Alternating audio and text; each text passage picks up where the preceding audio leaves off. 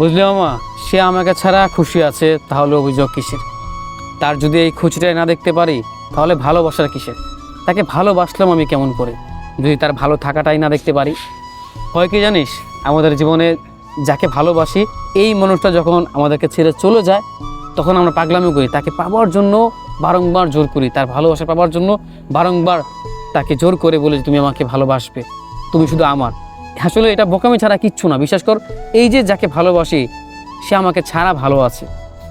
জানি কষ্ট হলেও এটা মানতে হবে। দেখ, তুই যাকে ভালোবাসিস সে তোকে ছেড়ে অন্য কাউকে ভালোবাসে, এটা তোর ব্যর্থতা না। তবে হ্যাঁ, তোর একটা ব্যর্থতা, সেটা কি জানিস? তুই তাকে যে ভালোবাসোস সেটা তুই তাকে বোঝাতে পারস নি। যদি বোঝাতে পারতি তাহলে সে কিন্তু ছেড়ে যেত না। তুই তোর ভালোবাসাটাকে বোঝাতে ব্যর্থ হয়েছিস। বারংবার দিন শেষে হয় কি জানোস, আমরা এইটা মেনে নেই বা এইটা আমাদের মানতে হয় বা মানিয়ে নিতে হয় যে আসলে ব্যর্থ আমিই ছিলাম, হয়তো যে আমি তাকে বোঝাতে পারলাম না যে কতটা ভালোবাসি, তাই তো সে অন্য কারো হয়ে গেল।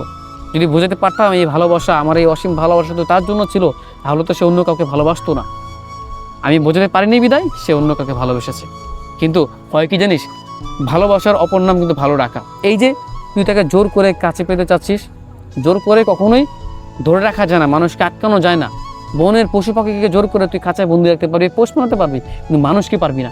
অতএব যে চলে যেতে চায় তাকে চলে যেতে দে। আর ভালোবাসার আরেক নাম হচ্ছে ভালো রাখা।